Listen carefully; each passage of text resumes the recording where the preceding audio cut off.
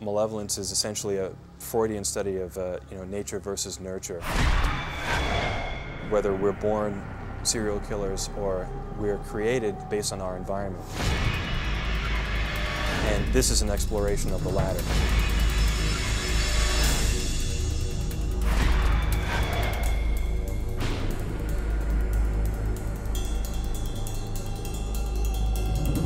I started filmmaking when I was 11 years old. My father came home one day with a camera that had fallen off the back of a truck. And I remember thinking, how fortunate that he happened to be standing there when it happened. I'm dating myself here, but it was one of those camcorders where you had to actually carry around the VCR with you, so just to give you an idea of how long ago this was.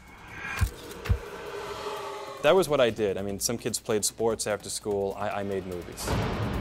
As far as influences, memories when I was a kid, something that really sticks in my mind is the first time I saw the Texas Chainsaw Massacre. I saw that when I was 12 years old in the re-release through New Line. I saw it in a double feature with another film. I don't even remember the other film, and I wasn't even going to stay to see it. And that had a profound impact on me, and especially since it was one of the first films I saw where I actually wanted to find out not only who the director was, but the process behind making it, because I thought it was so effective. And I found out that it was done on such a low budget, it kind of put the bug in me that maybe, I could do this, maybe it's possible. Horror is the one genre out there that you can get away with a low budget, and sometimes it actually enhances the film. A lot of my favorite horror films were all shot on micro budgets. Halloween was, Nightmare on Elm Street was very low budget, Texas Chainsaw. Sometimes when horror gets too big and it goes to Hollywood, it gets glossed over and it loses that visceral feel that you get from those low budget productions. With regards to influences of previous films on this film, my debut feature, I would say the film that had the biggest influence would be Psycho. The actual structure of the script is very reminiscent of that, where it starts out being one type of story and then 30 minutes in gets turned on its head and becomes something completely different and much more diabolical. I go to see horror films, scary movies, because it's like a roller coaster ride. Sometimes it's predictable and I know what's coming, but I still love to see it. When you're making a slasher film, you're inherently working with derivative material because, the genre has been done to death, no pun intended. So it's very difficult to come up with something that's uniquely original. So, when I was examining this story and coming up with ideas, I look back at the movies that I liked growing up with. It's kind of like when you watch Scream, and they exploited all the cliches, that kind of killed the horror genre. Well, I said, well, you know what? I want to go back and re-examine why I liked it in the first place and incorporate all of that into this film. If you're familiar with old horror films, you'll certainly see those subtle influences layered throughout Malevolence, and that was very intended, because I realized just by making a film like this, I'm standing on the shoulders of a lot of directors who came before me who've done the same thing and done it really well. I'm amazed that people come up to me and find things that I really thought were deeply hidden, but people really know their horror. Like, for example, the door behind Riley when he's talking to Perkins, when it's being revealed what's been happening in this place for the last 20 years. That was actually painted to match Freddy Krueger's red and green sweater. I mean, that's really, obscure, but people get it. You want to tell me why I had to get up at 4 o'clock in the morning to drive 9 hours to get to the middle of nowhere? We have to get out of here before he comes back. The first thing we did was we tried shopping around the script, and even though we got good responses from people, it didn't really convince anyone to hand us over any money. So what we did was we went out and shot a preliminary trailer. We did everything in one day and cut it together. And film's a visual medium, so obviously when you show somebody exactly what you're planning on doing, it kind of gives them a better idea of what to expect. So once we had shot the trailer, we were actually able to raise a lot of money pretty much in a week after that. The entire process from beginning to end really was about 6 years. The script was written in the beginning of 1998, and it was actually a combination of scripts that had been started back in 1995. And we didn't wrap until around the end of 2002. So it was 2 years of shooting. It was supposed to be 4 weeks that ended up spreading out over 2 years. And essentially it took that long because we had issues with continuity. The winter came, so we had to stop and wait for spring. Constantly running out of money, going out and raising more money or getting more credit cards. It was always a conscious decision to shoot on 35. A lot of independents are shooting on video, and it's to the point now where even shooting on 16 millimeter, which used to be the stamp of student film, is now considered, a step up. And so we wanted to shoot on 35 because we knew that it would give us a level of professionalism over and above what everybody else was doing. So that was always a conscious decision. Tsuyoshi has an unbelievable eye. He actually won an Academy Award, a Student Academy Award for a student film that he did. And he really brought an incredible level of professionalism to the film. In fact, you know, I can say now that I feel really fortunate and lucky to have found him. He had done a lot of documentary work for A&E, and he brought that style, that immediate handheld kind of style, documentary style, to Malevolence, and I think it really worked well. And I think when you watch the film, you'll really see that he does just have an incredible talent for finding the right lighting and finding angles and finding shadows in things that really are genuinely creepy. A lot of people ask, how can you shoot on 35 with such a minuscule budget? And basically what we did was we took 1 or 2 takes per scene. It's a very dangerous way to make a film, and we were fortunate enough to have fantastic actors who were able to pull it off. We did a lot of rehearsal to make sure that they were prepared.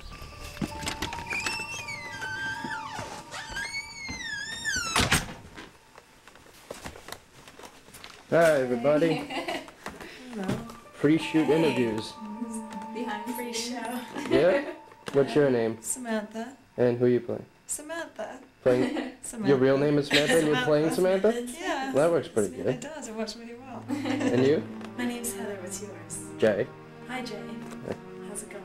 Are you playing Heather also? No, I'm playing Marilyn. Marilyn? Yeah. I can't find enough superlatives to describe the cast that we worked with, from Samantha Dark, Heather McGee, Courtney Bertolone, Richard Glover, Keith Chambers. One thing with Keith Chambers is there's a scene where I got to drag him into this field, man, and I had to drag him over and over and over and over again. So my only hope is that there's another dragging scene in part 2 that it's Courtney and not Keith. Courtney Bertolone really surprised me. She's actually my niece, and when I originally wrote the script, I kind of wrote it around her personality. So when you see her on screen, that's her. That's the way she is. She's a tomboy. You know, she's the kind of person who would pick up a bat and swing it at a killer who was attacking her mother.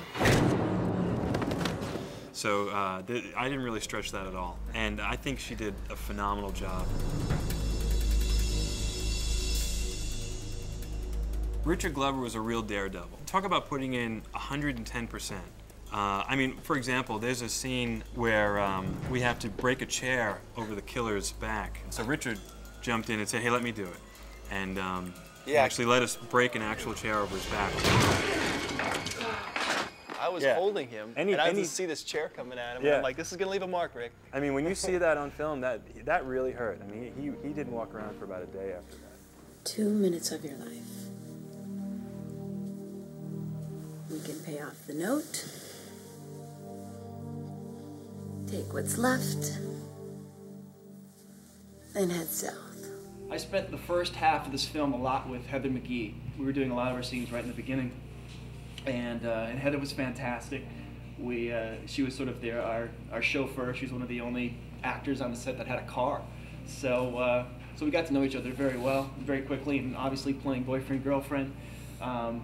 You know, we were just always together. Help! Help me! Help! Shut up! Samantha, she was a lot of fun. I had to tip my hat off to her, someone who can say duct taped like that for days and weeks over and over again, and I'm picking her up and squeezing her and yelling her and chucking her, and you know, she was a trooper. The original killer, the guy who plays Graham Sutter, who's the owner of this place, was played by David Guida, who actually lived in the location of the hideout house. Not only was he in the film, but the boy who plays Martin Bristol at age 6 was his actual son. And it was just really convenient that he happened to look almost exactly like our killer, who was played by Jay Cohen. So that worked out really well. As a matter of fact, his wife also made it into the film. You know, when it's low budget, you just use what you can get. Exactly. And not to take anything away from performance, which I thought was great. She played Sally in the stands at the baseball stadium. She yours? Yes. What's her name? Courtney. We had casting sessions for about 2 months in the heart of Manhattan. We'd actually cast everybody except for the lead actor for Julian. I saw the audition for Malevolence in Backstage. I submitted for it, and then I got an appointment, and then I couldn't make it for some reason. As a matter of fact, one of the only people who missed their audition was this guy named Brandon Johnson. And oops. We had completely just blown him off and didn't think anything about it. And we were actually about to sign a different actor when Brandon remembered that he had an appointment and gave us a call. No. Isn't that what happened? No, that's not what happened. I had another job and I couldn't make it. Come on. That's what happened. Son of a bitch! Maybe it's all we got. I watched them empty a safe plus 4 drawers. It should be 10 times the amount. It's gotta still be here. When I did show up for the audition, they had the trailer there, and I got a chance to see it, so I kind of had an idea, sort of what I was getting into, and yet I did not have an idea what I was getting into, but I was able to see that, like, okay, it seems pretty legit, you know, these guys are serious about what they're doing.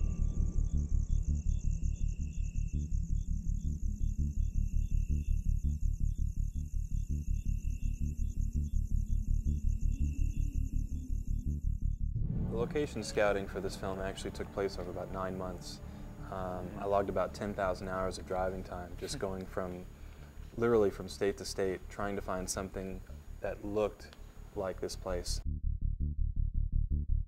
It's an interesting way that we found it. We had actually found a different location on Long Island, and the person who owned the place had told us that we could go in, knock down the walls, rip up the floors and the ceilings, basically do whatever we want, destroy the place if we want, because he was going to tear it down, raise it to the ground, and rebuild the next year. So, you know, we thought we had hit the jackpot. We went in, and my production designer, Andy Pan, and his crew had spent about 2 weeks just completely refacing everything inside and just tearing the whole place apart. And about 2 days before we were scheduled to shoot in that location, I showed up, and the cops were there and the bank was there. Turns out that the bank owned the house, and the guy who said he owned the house used to own the house but was foreclosed on a year ago. So this was his revenge on the bank. So, you know, we got handcuffed and hauled down to the precinct, and when the police actually saw the paperwork that this guy erroneously signed and the check that he cashed, they dropped all the charges, providing that we went back and repaired all the damage that we had done. So we lost, you know, thousands and thousands of dollars in 2 weeks of time, and we lost the location. So it was the middle of principal photography, and we had nowhere to shoot. So we had to take a couple of months off and find a replacement.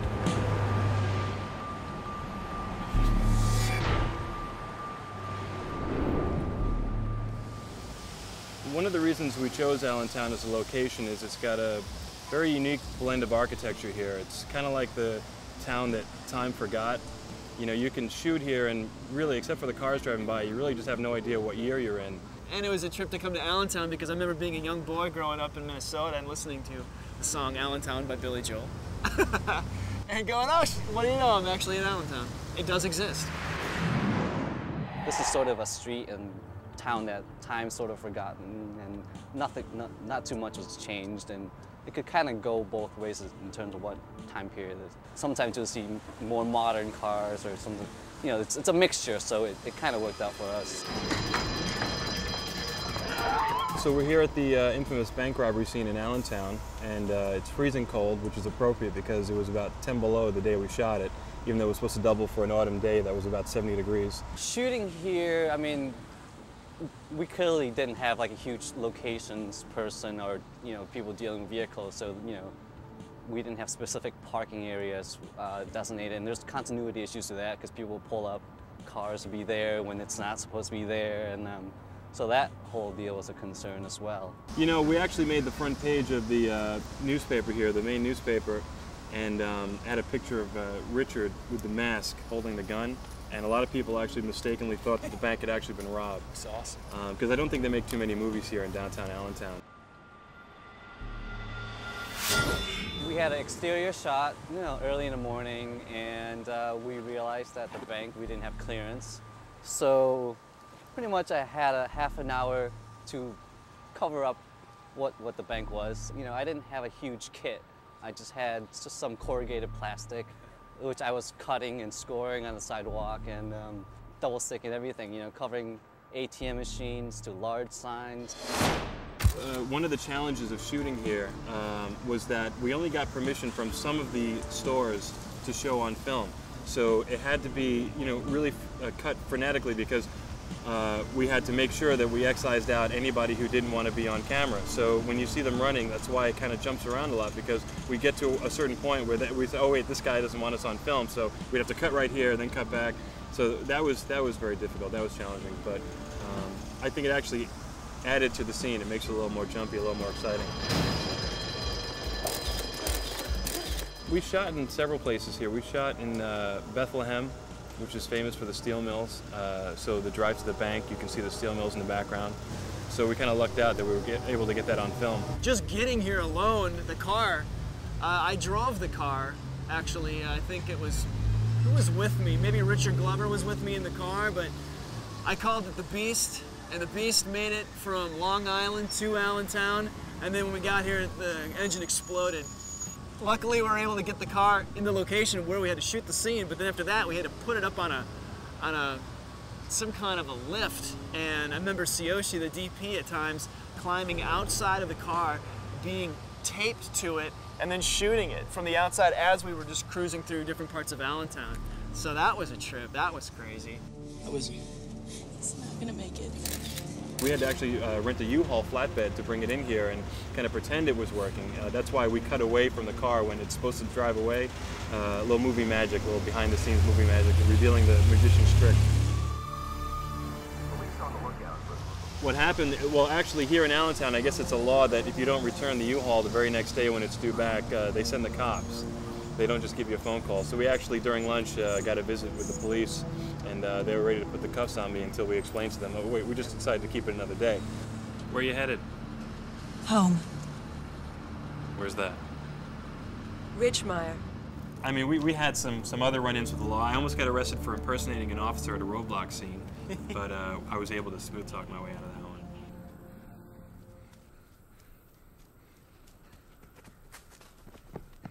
This location, I don't know. I don't know if it was only me that felt it, but it was really eerie. What I got jazzed about when we came to this location for the Slaughterhouse, and I thought the more I started to see the authenticity of the locations that we were going to be using, that really helps me as an actor. You're able to play the environment, and so that really added to the tone and where I was coming from. I don't think they really were aware of the fact that when I told them that the film took place in a slaughterhouse, it'd actually be going to an actual slaughterhouse. Yeah. Malevolence was the first shoot it ever had, and Steve said it was an ideal location. My name is Patricia Stewart. I live 2 farms over, and this was my grandfather's farm and slaughterhouse. When I got here, I was like a kid in a candy store. Like the little kid came out in me, and I was running around and finding stuff. And I ended up bringing back a ledger book that I'd found digging around in here, which I gave to Steve, which we used in the film. That Kevin ended up using, the FBI agent at the end. This place is a very authentic recreation of the actual place, and you know that was really cool because we actually incorporated that. Yeah. It had real stats from like the 1930s or 40s from when they would slaughter cattle here. They did that up until 1976. And my grandfather built this slaughterhouse, I believe it was around 1920, because my father remembers helping him when he was about 8 years old. And it was in full production all that time. We were lucky enough to get full access to this place through the owner, who was very generous to us. I met Steve. He was back at the Rising Sun property, which I sold to a Kevin Schmidt. Carl Schmidt. Kevin's his brother, the banker. Carl Schmidt.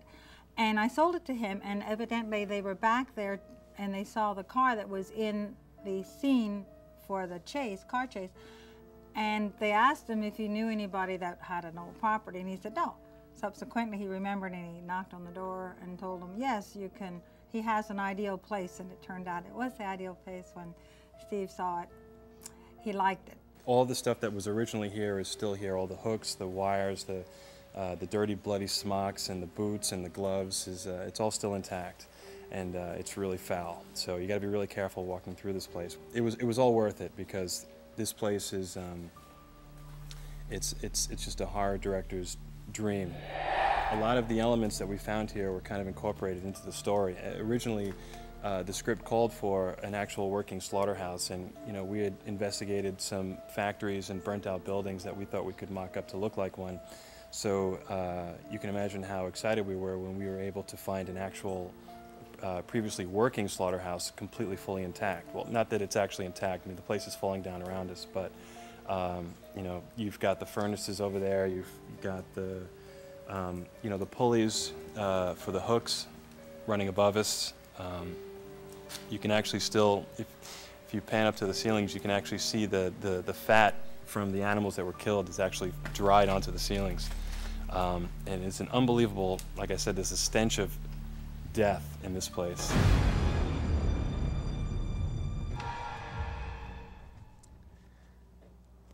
We're down here in the basement of the slaughterhouse. And it's been a little over a year since we filmed here, but this is such an isolated location that a lot of the props that we brought in are actually still here. This is the barn where the animals were held. They were kept in here until he slaughtered them. And I remember as a child they had some cows which gave birth to heifers, which was really my first calf I saw born was here. So then he would just store them here and keep them. Sometimes he'd buy something that would have to be fattened up, and then he'd fatten it up, and then when it's time to slaughter, he would slaughter it. A lot of the times it'd be like, we walk through these locations and I'd be like, oh my God, Steve, look what we have. And we would incorporate that into the storyline or use it. Yeah, there's actually a lot of the props that you see in the movie were actual tools and equipment that were used on the premises, over the last 30 or 40 years. I'm sure if we looked around, we could probably even find some of the bones from the bull skeleton. If you remember from the movie, this is where that took place, right up there. It's one of the more graphic scenes in the film. This is the second level. The actual slaughterhouse has multiple subdivisions inside of basements and levels, and this is actually the second level up from the bottom basement, where we actually never dared to go down. You'd have to put me in a spacesuit to actually go down there. So we set up everything on this level where Brandon comes up, and this is where he, of course, finds Marilyn's dead body. It's actually a miracle. We were able to get a crane down here and set up to be able to do the crane shot that follows Julian as he rises up the ladder. And logistically, that was a nightmare, but somehow we were able to get it done. Right above us is the actual slaughterhouse ovens, and over there, you can't see it, but over there would be the refrigerators. They had a lot of meat cut up, stored in the refrigerators down here, and the refrigerators are, I would say, the size maybe 35 feet deep, 20 feet high, and about 15 feet wide. And they have doors that were about, well, maybe 6 to 10 inches thick. I get a little nervous being down here because I'm told that the whole place could cave in at any minute. And it's, you can't really see it, but there's a lot of dead animal carcasses that are still in here from when they used to do the butchering. And every time, once in a while we'll kick the hay around and we'll find something really nasty. And there's also a lot of animals living in here. You can kind of hear them when you come down here. You'll hear the scurrying. We didn't have the luxury of hiring people like security guards and stuff like that to watch the equipment overnight while we were sleeping. So what I would do is, I would volunteer to watch the equipment so we didn't have to spend the 2 hours pulling down and breaking down each night. What I would do is, there's no lights for about 100 miles, so I would just walk around with a flashlight. And the first 2 nights, I heard things scurrying around my legs, actually felt something, but I was really just too frightened to point it in that direction and see what it was. But one night, something actually tugged at my leg with its teeth, and I shone the light down, and sure enough, it was what I thought was a dog. But then when you see the scaly tail at the end, I realized it was a rat the size of a dog. So, when you hear that saying, they were rats the size of dogs, it's true, they do exist. The next morning, I tried to find out where they were coming from, and I shone the flashlight underneath this place, and there was literally dozens of them feeding on whatever was left over from this place over the last 30 years. And so it was pretty disgusting. A couple times, we would just be working in the house, and all of a sudden, all 3 of us, we were in separate places, but we would just run out into the driveway because we were just freaked out. That's our safe haven. It was like, get outside if you ever hear anything or you're scared. A lot of times I had to come up with creative ways to compensate for the fact that we had to compromise on certain things. You know, for example, there's a sequence where Julian and Samantha are walking from one house to the other, and you know, we had to kind of condense that. So, you know, we actually got the whole shot in one take because we used the hill right on top of the house, and it actually saved us about 3 or 4 hours. That was one of the amazing ironies of the whole film, is that we would have what we intended, and then somehow something would fall through, but then we'd end up getting something better. Yeah. And so that definitely made for some excitement. You never knew what the hell was going to come next. But all independent films are like that. Yeah, Trust me. every single one. This wasn't part of the plan. Neither was a bullet in Max's stomach. I think a big problem as far as compromise goes is that you don't always get to work with the caliber of crew that you would hope to have. So, you know, you sometimes make a lot of sacrifices there. You know, there were certainly times where, you know, because we were constantly going through a rotating door of crew members, we couldn't always rely on people like we should have. For example, we actually had a sound guy who had never worked with a DAT machine before.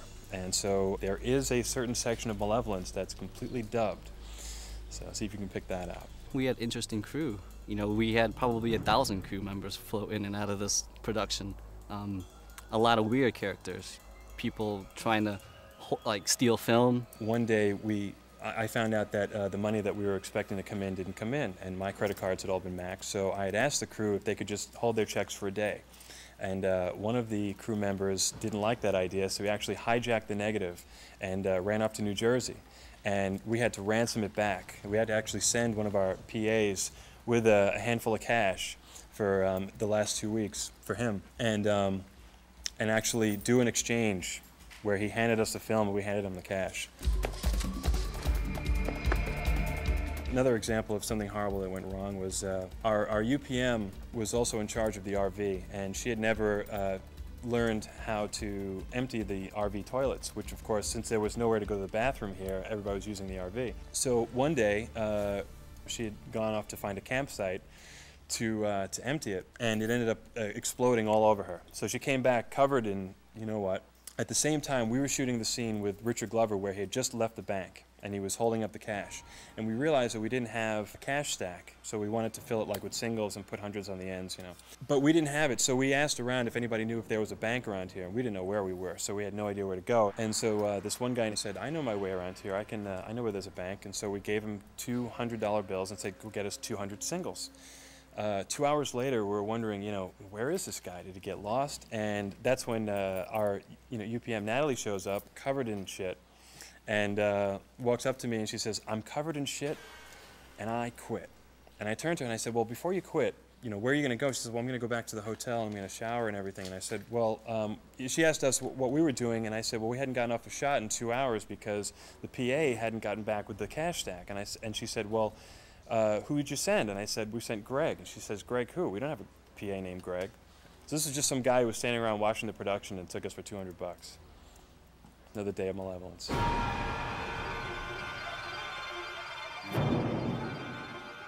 Post-production, that's where the fun really began. At the time, I was living in a one-bedroom apartment with my wife. We had a small section of the house, you know, that was my studio. You know, so things like even doing ADR and looping, I actually had one of the actors standing in my closet, so we would, you know, remove the reverberation in the room. But when you don't have the funds to hire a editor, a composer, you know, you just have to find a way. So what I did was I just took it all upon myself. It's one of the reasons why it was such a time-consuming process, but I had no other choice. So, you know, fortunately, technology has advanced to the point where someone like me, who doesn't have access to expensive Avid equipment and stuff like that, can now, for about $5,000 or $6,000, actually set up their own studio in their house and do what I did. You know, you can actually edit your film, you can, you know, compose music, you can record right onto your computer. I paid very close attention to the sound with Malevolence. I'm a believer that music really makes the movie. You know, film is a marriage of, you know, picture and sound, and I think a lot of directors really overlook the power of the soundtrack and in their films. And I really feel like it can be a huge enhancement to the overall presentation. And I think with Malevolence, it really adds a whole nother dimension to the film. It's almost like another character in the movie. I have a background in musical theory. I don't really consider myself a musician. I play piano, but I don't really consider myself a composer. And again, I composed the score because I couldn't hire a composer to do it. The fact that he was able to write it and create it in a room all alone by himself is you know, you put a lot of hard work into it, and it really pays off, and it's amazing when you hear it in the theater. The music was composed over a couple of months using Kurzweil and a Korg, Triton, and a couple of other samplers, and you know, it's amazing. Sampling technology today is just it really allows you to sound a lot bigger than you are. You know, you can actually sound like you're working with a symphonic orchestra. So it's really incredible what you can do now with basic tools. You know, the thing about independent filmmaking to me is it's all about persistence. You know, if you set a goal for yourself, there's a lot of obstacles along the way, and you know, there's so many things that can derail you from completing this goal. But if you stick with it and you're determined, anything is possible. I mean, we encountered so many problems and obstacles and issues with this film that you know, I really at some point believed it would never get finished. But I always knew this is what I wanted to do, so I always knew that at some point I would complete it, and I'm really glad I did. You know, because the rewards are incredible. You know, it's there's no feeling like actually sitting there with an audience and watching your work, and you know, it's worth it. It's worth the struggle.